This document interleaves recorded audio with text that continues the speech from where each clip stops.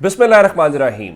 लाखों करोड़ों दुरूदो सलाम मोहम्मद मुस्तफ़ा सल्लल्लाहु अलैहि वसल्लम और आले मोहम्मद पर। मैं हूँ उमर दराज गोंदल। जनाब यारी कोशिश बहुत की जा रही है, लेकिन जब ऊपर ये रिपोर्ट दी जाए कि सर इमरान खान हमसे कंट्रोल नहीं हो रहा, तो फिर मान जाइए कि काम हाथ से निकल गया है। लेकिन उससे पहले आपको साइफर वाले मामले के ऊपर चूंकि अब खबर आ गई है वहां से भी, और वो भी आपको बतानी है कि आखिर आज जो अटक जेल को अदालत का दर्जा दे दिया गया है, जो पहले कहता था सिक्योरिटी के खदशात है, तब बात नहीं सुनी जाती थी, तो अब जज साहब, ये वही जज साहब है, इन्होंने इमरान खान के केस के अंदर अदम पैरवी की बुनियाद के ऊपर दरखास्त खारिज कर दी कि जी इमरान खान को पेश नहीं किया गया। उसी जज ने इमरान खान का रिमांड भी पेश किए बगैर दे दिया। आज वही जज इमरान खान के पास चल के अटक जेल में आ गए हैं।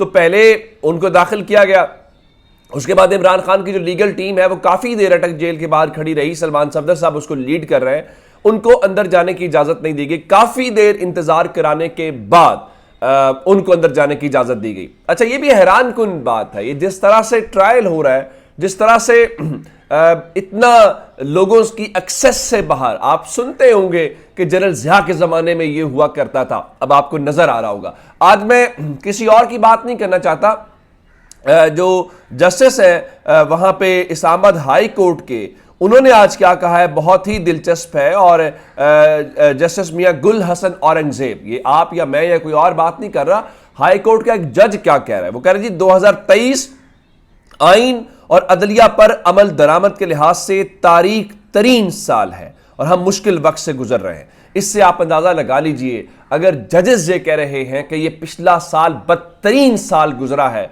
पीपल्स पार्टी का, नून लीग का, और ये जिस वजह से गुजरा है वो आप सब जानते हैं। ये जनरल ज़िया से बदतरीन सूरत हाल पाकिस्तान इस वक्त गुजर रहा है।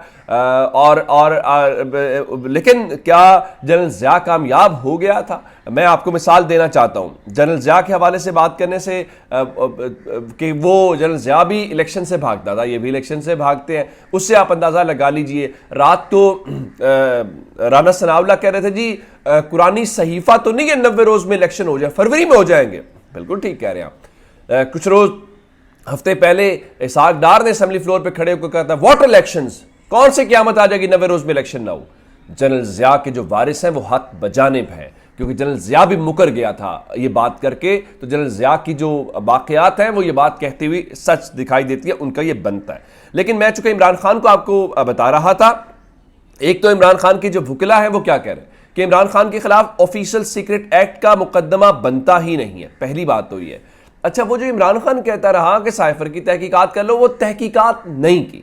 फिर कहा जाता रहा कि इमरान खान ने सादा पेज ले रहा है। फिर राना सनाउल्लाह की वो स्टेटमेंट कि साइफर तो वजारत खारजा में मौजूद है। लेकिन हमने इमरान खान का ट्रायल करना है, और ट्रायल भी ऐसे करना है कि जो कम से कम फेयर ट्रायल के उन तकाजों के ऊपर पूरा उतरता हुआ दिखाई नहीं दे रहा। और पाकिस्तान तहरीक इंसाफ ने जो ट्रायल है उसको अटक जेल मुंतकिली के हुकूमती फैसले को मुकम्मल तौर पर मुस्तरद कर दिया है, और उन्होंने सुप्रीम कोर्ट ऑफ पाकिस्तान से दस्तूर मुमलिकत से खुली बगावत के फौरी नोटिस की इस्तदा की है, और ये कहा है कि जो फेयर ट्रायल है उसके तकाजे पूरे नहीं किए जा रहे, और वो जो है मुनसिफाना समात का जो बुनियादी हक है वो आइन देता है, और उनके मुताबिक बेइंसाफी की बुनियाद जो है वो रख दी गई है। जिस तरह से तोशा खाना के अंदर किया गया वही कुछ जो है वो साइफर के अंदर किया गया है। तो जज अबुल असनाद मोहम्मद जुल्करनैन जो है वो अटक जेल पहुंच गए हैं। लेकिन पाकिस्तान तहरीक इंसाफ बड़ी सादा बात कर रही है। सलमान सफदर साहब का बताना है चूंकि अब ये स्टेज जमानत की बनती है, तो वो आज जमानत की दरखास्त जो है वो दायर करने वाले हैं, और उनके मुताबिक ट्रायल शुरू नहीं हुआ और सबूत ट्रायल के दौरान दिए जा रहे हैं, और इमरान खान के खिलाफ जाहिर है सियासी मुकदमे बनाए जा रहे हैं। अच्छा, इसके ऊपर बहुत जो दिलचस्प तबसरा है वो हामिद मीर का है, और हामिद मीर के मुताबिक चूंकि इमरान खान के खिलाफ जो है वो सियासी मामला है, कानूनी नहीं है, जिन्होंने फैसला करना है इमरान खान को रिहा नहीं करना तो वो रिहा नहीं होने देंगे। इसकी मैं आपको वजह बता देता हूं, जो मैं आपको कह रहा हूं कि इमरान खान कंट्रोल नहीं हो रहे। मसला ये है कि वो लंदन भेजना चाहते हैं, इमरान खान लंदन जाना नहीं चाहता। वो जिसको लंदन से पाकिस्तान लाना चाहते हैं वो लंदन से पाकिस्तान आना नहीं चाहता। असल जो मसला है वो ये। अब मैं आपको बता देता हूं कि ये जो बड़ी कुर्बानियां और ये बड़ी उखाड़ पिछाड़ इस्लामाबाद के अंदर क्या हुआ ये कि रात को अचानक इलेक्शन कमीशन ऑफ पाकिस्तान ने एक नोटिस जारी किया और कहा कि जो खैबर पख्तूनख्वा के चीफ सेक्रेटरी हैं इनको हटा दिया जाए, ये गैर जानिबदार नहीं है। अच्छा, पहली बात तो यह, अगर गैर जानिबदारी की बुनियाद के ऊपर तारीफ करनी है तो फिर पंजाब के वज़ीर आला को पहले हटाएं, फिर खैबर पख्तूनख्वा के वज़ीर आला को हटाएं, फिर ये निगरान काकड़ को हटाएं। इवन कल निगरान वज़ीर दाखिला बुगटी कह रहा था कि जी अदालतें इमरान खान के हक में काम कर रही हैं। कोई निगरान इस तरह की बात करता है, आप उसको हटाएं। तो पता ये चला कि जब ये मालूम पड़ा कि खैबर पख्तूनख्वा के जो चीफ सेक्रेटरी हैं नदीम असलम चौधरी, उनको हटाने का हुक्म दिया गया और कहा जी सेक्रेटरी खैबर पख्तूनख्वा साफ शफाफ मुनसिफाना इंतखाबात में मुआवरत नहीं कर रहे, इसलिए उनको ओहदे से हटाकर नया मुस्तैद काबिल अफसर तैनात किया जाए इस्टेब्लिशमेंट। अगर तो इलेक्शन कमीशन में मुआवरत नहीं कर रहे तो सिकंदर सुल्तान राजा को हटाया जाना चाहिए, इनके मेम्बरान को हटाना जाना चाहिए जो इलेक्शन के अंदर काम नहीं कर रहे, जो इलेक्शन नहीं करवा रहे। लेकिन असल बात क्या है कि इन साहब को, नदीम असलम चौधरी साहब को हटाने की वजह क्या है, मैं आपको बता देता हूँ। चूंकि कहा गया था कि खैबर पख्तूनख्वा में जो चंद रोज़ पहले इलेक्शंस हुए हैं तो उन इलेक्शंस में तहरीक इंसाफ जो है वो नहीं जीतनी चाहिए। अब कम सीटें हों या ज़्यादा सीटें हों, 14 तो तहरीक इंसाफ अपनी जीत गई, 36 आज़ाद उनके उम्मीदवार जीत गए, तो इसका मतलब है कि 50 के करीब 72 में से वो सीटें जीत गए। तो ये सज़ा उसको दी गई कि ये कैसे तुमने जीतने दिया, जब कहा गया था तहरीक इंसाफ को भाई लोग जितवा रहे हैं, क्या रोकेंगे आप? अगर आप नहीं रोक पा रहे तो चीफ सेक्रेटरी बेचारे की क्या हैसियत है? तो इसलिए उसकी कुर्बानी हो गई है और उसको सज़ा मिलनी चाहिए थी कि उसके होते हुए पाकिस्तान तहरीक इंसाफ जो है वो यहाँ से कैसे जीत गई। और जब राना सनावला लोग कहे कि कोई कुरानी सहीफ़ा तो नहीं है 90 रोज़ में इलेक्शन, तो इलेक्शन तो ना करवाए ना, फिर बाकी कोई चीज़ भी सहीफ़ा पाकिस्तान में नहीं है। फिर किसी मामले के ऊपर फिर तो डंडे का लाठी का जोर है, जिसके पास डंडा है वो चलता रहे, फिर तो आइन कानून की बातें ना करें ना।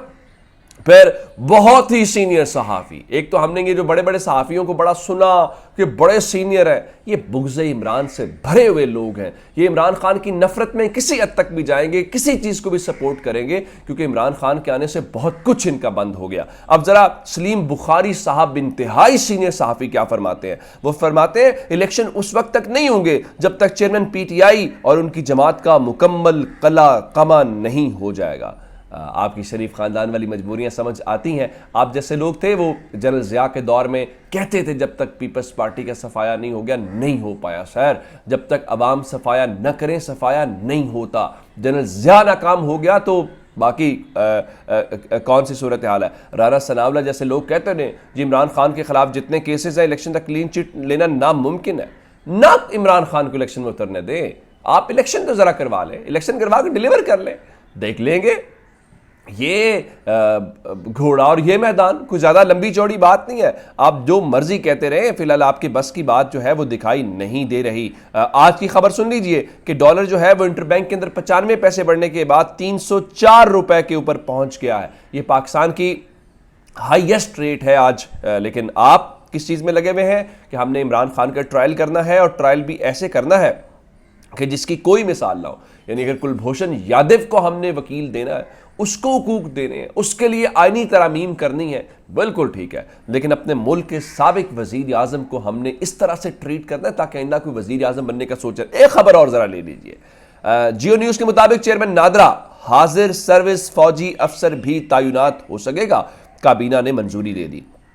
एजाज सईद के मुताबिक काबीना के पास ये इख्तियार भी नहीं था, उसके बावजूद कानून में तरमीम करके अब फौजी जो जनरल साहब हैं वो अब काबीना जो नादरा है उसके सरबराह भी लगेंगे। चले, अच्छा हो गया। अब आइंदा जो है कोई सिविलियन अफसर जो है, कोई गैर फौजी अफसर ज़रा नादरा का चेयरमैन अब ज़रा लग के तो दिखाए, पता चल जाएगा। तो अब यकीनी तौर पे जो नादरा है वो भी आज से समझिए कि आपके हाथ से गया, और अब उसमें हाजिर सर्विस अफसरान वहीं से आया करेंगे। तो ये कुछ स्टेट ऑफ अफेयर्स है। अपना बहुत सा ख्याल रखिएगा। खुदा हाफिज़।